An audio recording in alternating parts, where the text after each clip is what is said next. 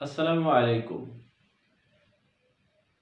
KPP school and কলেজের পক্ষ থেকে আমি সুলতান মাহমুদ আজ ষষ্ঠ শ্রেণীর শিক্ষার্থী বন্ধুদের গণিত বিষয়ের অনুশীলনী ১.২ নিয়ে আলোচনা করছি। প্রিয় শিক্ষার্থী বন্ধুরা, শুরুতেই আমরা কিছু স্লাইড দেখে নিই। স্লাইডগুলো থেকে আমরা বুঝতে পারবো আজকের আমাদের পাঠদানের আলোচ্য বিষয় কি। প্রিয় শিক্ষার্থী বন্ধুরা, চলো স্লাইডগুলো দেখে নিই। শিক্ষার্থী বন্ধুরা, তোমরা দেখতে পাচ্ছ কিছু রঙিন বল। আমরা বলগুলো গণনা করব। এখানে মোট বল কতটি আছে সেটা দেখে নেই। এখানে মোট বল আছে 17টি। 17 কোন কোন অঙ্ক দ্বারা ভাগ করা যায় সেটা একটু দেখে নিই। 2 দ্বারা ভাগ করলে বল অবশিষ্ট থাকে 1টি, অর্থাৎ 17 2 দ্বারা বিভাজ্য নয়। এবার 3 দিয়ে ভাগ করে দেখা যাক, সেক্ষেত্রে 2টি বল অবশিষ্ট থাকে। সুতরাং 17 2 দ্বারা বিভাজ্য নয়। এবার আমরা দেখব 17কে 4 দ্বারা ভাগ করে, সেক্ষেত্রে দেখতে পেলাম একটি বল অবশিষ্ট থাকে। 4 দ্বারাও সূত্র বিভাজ্য নয়। এবার আমরা 5 দিয়ে ভাগ করে দেখব সূত্র 5 দ্বারা বিভাজ্য কিনা। সেক্ষেত্রেও আমরা দেখতে পাচ্ছি 2টি বল অবশিষ্ট থাকে, অর্থাৎ সূত্র 5 দ্বারা বিভাজ্য নয়। সুতরাং আমরা বলতে পারি 17 নিঃশেষে বিভাজ্য নয়। নিচের দিকে খেয়াল করলে পাবো সাদা কালো আমাদের 16টি বল আছে। 16 2 দ্বারা নিঃশেষে বিভাজ্য, 4 দ্বারা নিঃশেষে বিভাজ্য, 8 দ্বারাও নিঃশেষে বিভাজ্য। সুতরাং বলতে পারি 16 নিঃশেষে বিভাজ্য। এরপরে আমরা দেখি আমাদের বিভাজন। ভেবে বলো কি ঘটছে? নিশ্চয় বুঝতে পেরেছ। প্রিয় শিক্ষার্থী বন্ধুরা, আশা করি তোমরা স্লাইডগুলো দেখে খুব সহজেই বুঝতে পেরেছ আজকের পাঠদানের আলোচ্য বিষয় কি। নিশ্চয় বিভাজ্যতা। চলো শুরুতেই আমরা একটু দেখে নেই বিভাজ্যতা কি।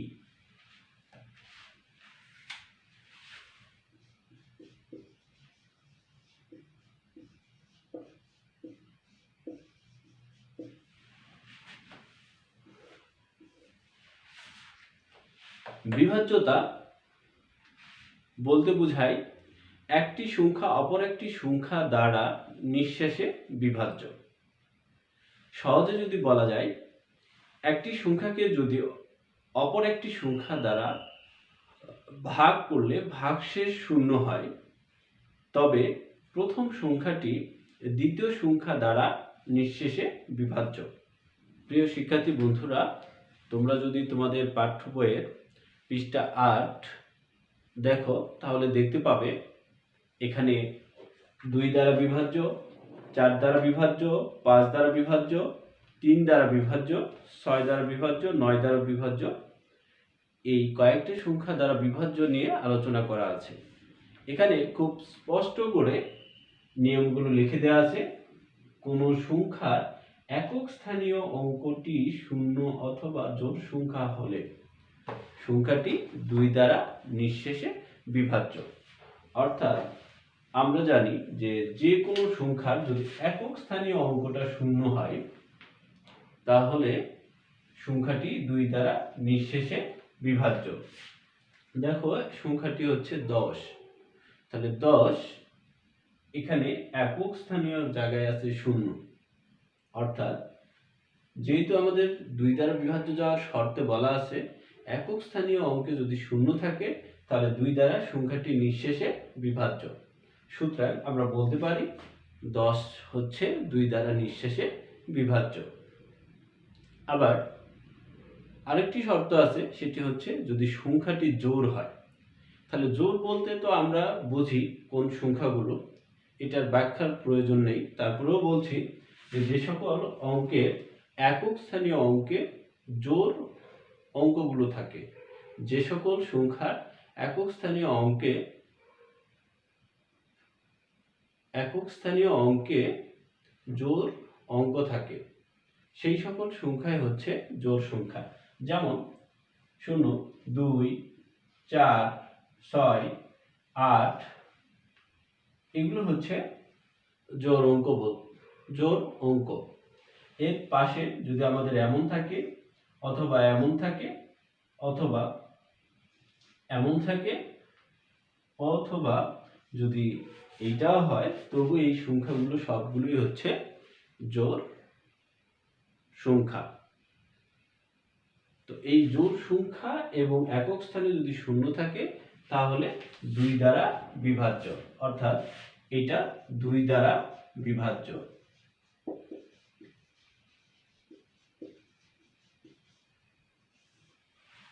এই অঙ্কগুলো সবগুলো, অর্থাৎ এই সংখ্যাগুলো সবগুলোই হচ্ছে 2 দ্বারা বিভাজ্য। আমরা একটা চেক করতে পারি, 3, 4 একে আমরা 2 দ্বারা ভাগ করি, তাহলে একবার গেল 2, 1 9 4 7। দেখো প্রিয় শিক্ষার্থী বন্ধুরা, এটা হচ্ছে 2 দ্বারা নিঃশেষে বিভাজ্য, কোনো ভাগশেষ নেই। অনুরূপভাবে এবার আমরা দেখব আমাদের 4 দ্বারা বিভাজ্য যাওয়ার শর্ত।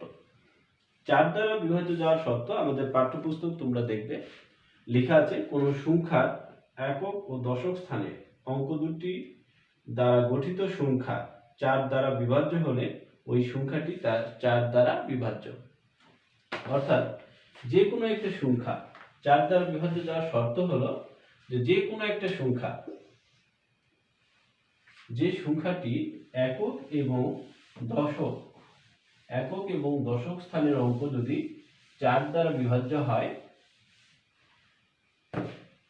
একক এবং দশক স্থানের অঙ্ক মিলিয়ে যে সংখ্যাটা গঠন হবে সেটা যদি 4 দ্বারা বিভাজ্য হয় তাহলে সেই সংখ্যাটি 4 দ্বারা বিভাজ্য। অর্থাৎ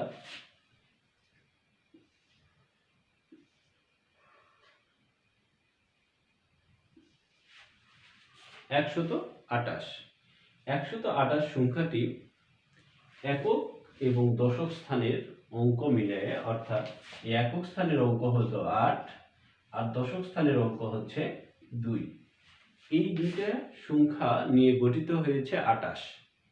আমরা দেখতে পারি এই 28 যদি 4 দ্বারা বিভাজ্য হয় তাহলে এই পুরো সংখ্যাটাই 4 দ্বারা বিভাজ্য হবে। 4 2 এর মধ্যে যায় না, তাহলে 28, 4 7 28, অর্থাৎ 28 4 দ্বারা নিঃশেষে বিভাজ্য। সুতরাং অবশ্যই 128 4 দ্বারা নিঃশেষে বিভাজ্য। যেমন আমরা এখানে দেখতে পারি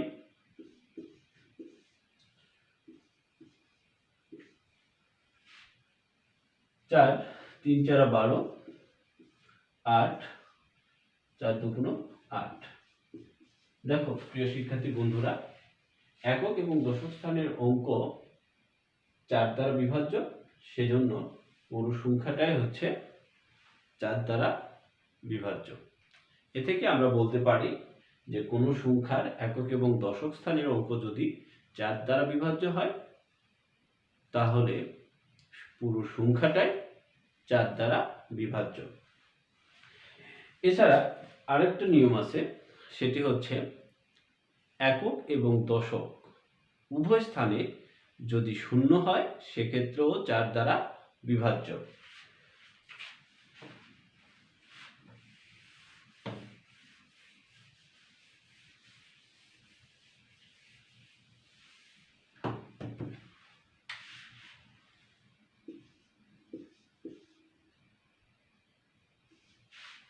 প্রিয় শিক্ষার্থী, আমরা দেখতে পাচ্ছি এটা 2000, অথবা যদি এটাকে আরো বাড়িয়ে দেই তারপরে আমরা বুঝতে পারবো যে এটা হচ্ছে একক এবং দশক স্থানের অঙ্কে হচ্ছে শূন্য আছে, সুতরাং সংখ্যাটি 4 দ্বারা বিভাজ্য। দেখি আমরা একটু,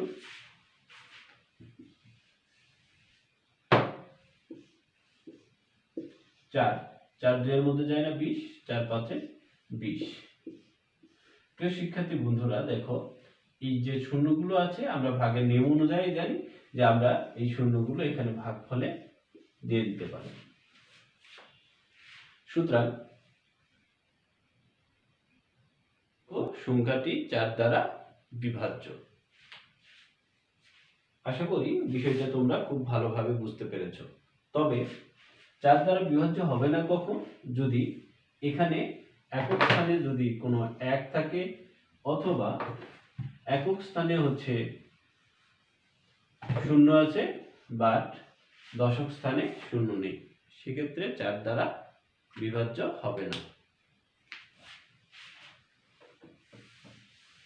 প্রিয় শিক্ষার্থী, আমরা এবার দেখব 5 দ্বারা বিভাজ্য যাওয়ার শর্ত কি। 5 দ্বারা বিভাজ্য যাওয়ার শর্ত হচ্ছে কোনো সংখ্যার একক স্থানে 0 অথবা যদি 5 থাকে তাহলে এই সংখ্যাটি 5 দ্বারা বিভাজ্য হবে। দেখে নেই একটা উদাহরণ হিসাবে।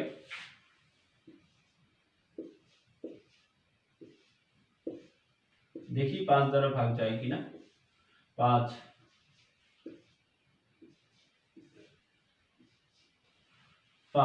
5 এর মধ্যে যায় একবার 5, শূন্যটা নামে এখানে ভাগফলে 0 দিয়ে দিলাম। তাহলে দেখো প্রিয় শিক্ষার্থী, আমরা 5 ধারা অর্থাৎ একক স্থানে 0 আছে, 0 থাকার পরেও আমরা 5 দ্বারা ভাগ করে দেখছি যে ভাগশেষ 0 হয়, অর্থাৎ নিঃশেষে বিভাজ্য হয়। সুতরাং আমরা বলতে পারি কোনো সংখ্যার একক স্থানে যদি 0 থাকে তাহলে সেটি 5 দ্বারা নিঃশেষে বিভাজ্য।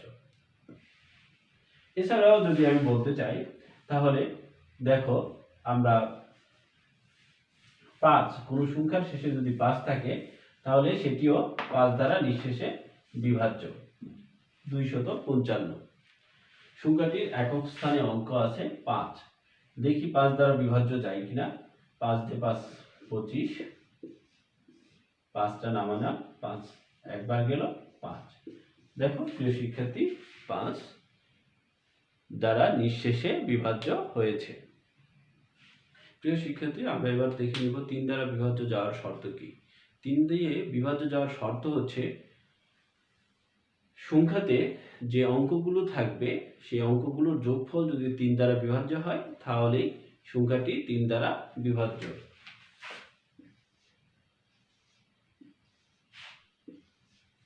এমন একটা সংখ্যা, এই সংখ্যাতে যে অঙ্কগুলো আছে তার যোগফল একটু দেখি।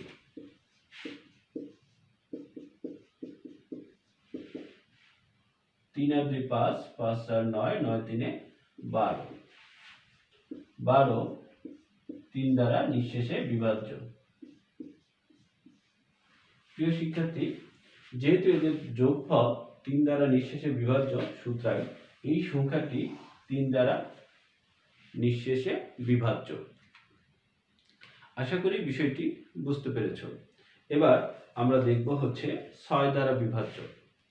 6 দ্বারা বিভাজ্য যাওয়ার শর্ত হলো সংখ্যাটি 2 এবং 3 দ্বারা যদি বিভাজ্য হয় তাহলে সংখ্যাটি 6 দ্বারা বিভাজ্য। অর্থাৎ 2 দ্বারা বিভাজ্য যাওয়ার শর্ত কি ছিল? 2 দ্বারা বিভাজ্য যাওয়ার শর্ত ছিল সংখ্যাটি জোড় অথবা একক স্থানে 0 হতে হবে। আর 3 দ্বারা বিভাজ্য যাওয়ার শর্ত তো আমরা দেখতেই পাচ্ছি যে সংখ্যাতে অঙ্কগুলোর যোগফল যদি 3 দ্বারা বিভাজ্য হয় তবে সংখ্যাটি 3 দ্বারা বিভাজ্য। তাহলে 6 দ্বারা বিভাজ্য হওয়ার ক্ষেত্রে প্রথমে 3 দ্বারা বিভাজ্য হতে হবে, দ্বিতীয়ত 2 দ্বারা বিভাজ্য হতে হবে।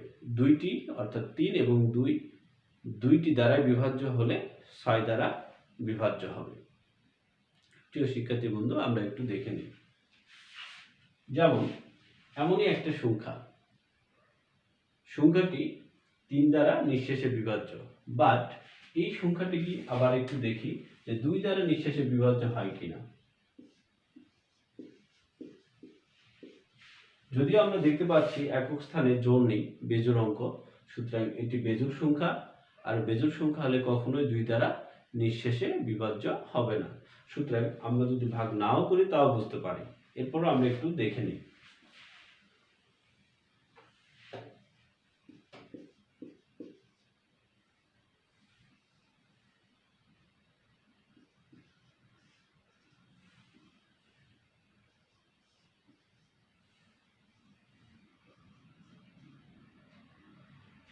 প্রিয় শিক্ষার্থী, এখানে ভাগশেষ 1 থেকে গেল। সুতরাং অবশ্যই সংখ্যাটি নিঃশেষে বিভাজ্য নয়। আমরা প্রিয় শিক্ষার্থী, এবার আমরা 9 দ্বারা বিভাজ্য হওয়ার শর্ত দেখব। 9 দ্বারা বিভাজ্য হওয়ার শর্ত হচ্ছে কোনো সংখ্যাতে যে অঙ্কগুলো থাকবে এই অঙ্কগুলোর যোগফল যদি 9 দ্বারা বিভাজ্য হয় তাহলে সংখ্যাটি 9 দ্বারা বিভাজ্য। চলো আমরা দেখে নিই। ধরে নেই এই সংখ্যাটি এর যোগফল 12।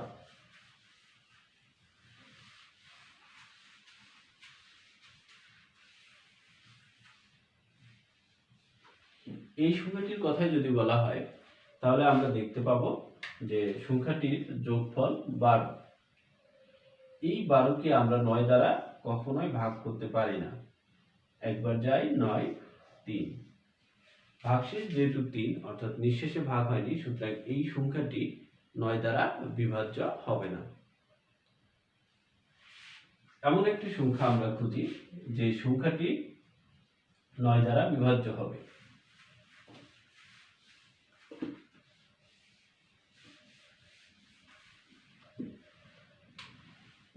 দুই 3 3 4 6। প্রিয় শিক্ষার্থী, এদের যোগফল দেখি।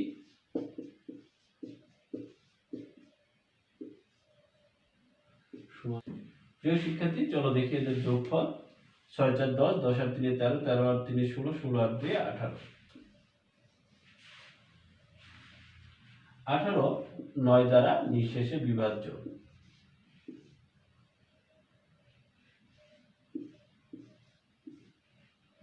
সুতরাং এই সংখ্যাটি 9 দ্বারা নিঃশেষে বিভাজ্য। সুতরাং এই সংখ্যাটি 9 দ্বারা নিঃশেষে বিভাজ্য। প্রিয় শিক্ষার্থী, আমরা জেনে ফেললাম 3 2 দ্বারা, 3 দ্বারা, 5 দ্বারা, 4 দ্বারা, 6 দ্বারা এবং 9 দিয়ে ভাগ করার শর্তসমূহ। আশা করি তোমরা বিষয়গুলো খুব ভালোভাবে বুঝতে পেরেছ।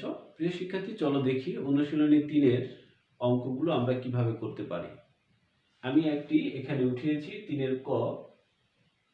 3টা সংখ্যা দেওয়া আছে, তার মধ্যে আমি একটা নিয়েছি 545। এই 545টাকে আমরা 3 দ্বারা বিভাজ্য যায় কিনা সেটা কিভাবে নির্ণয় করব দেখে নিই।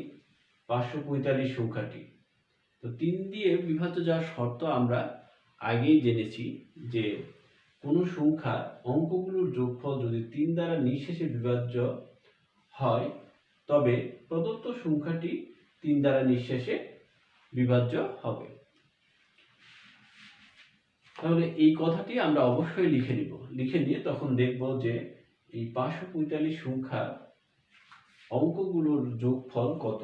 এরপরে আমরা সেই অঙ্কগুলো অর্থাৎ 5 যোগ 4 যোগ 5 এর যোগফল হয় 14, যা 3 দ্বারা বিভাজ্য নয়।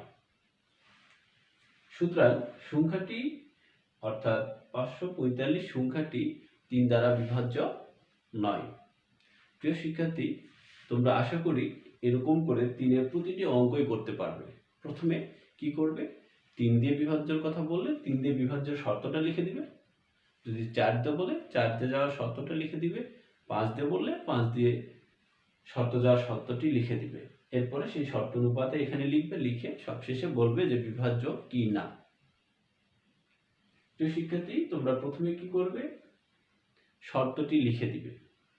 লিখে দিয়ে এরপরে সেই শর্ত অনুপাতে এখানে ব্যাখ্যা দিবে, দিয়ে সবশেষে লিখে দিবে যে এত সংখ্যাটি বিভাজ্য অথবা বিভাজ্য নয়। আশা করি এই বিভাজ্যতা নিয়ে অর্থাৎ বিভাজ্য নিয়ে তোমরা খুব ভালোভাবে বুঝতে পেরেছ। বাকি অঙ্কগুলো বাসায় বসে প্র্যাকটিস করবে। এছাড়া আমাদের অনুশীলনীর আরও 4 5 6 7 অঙ্ক আছে। আমি নেক্সট কোনো ক্লাসে এটা নিয়ে আবারও আলোচনা করব ইনশাআল্লাহ। এই বলেই আজ এখানেই শেষ করছি। তোমরা ভালো থাকবে, সুস্থ থাকবে। আল্লাহ হাফেজ।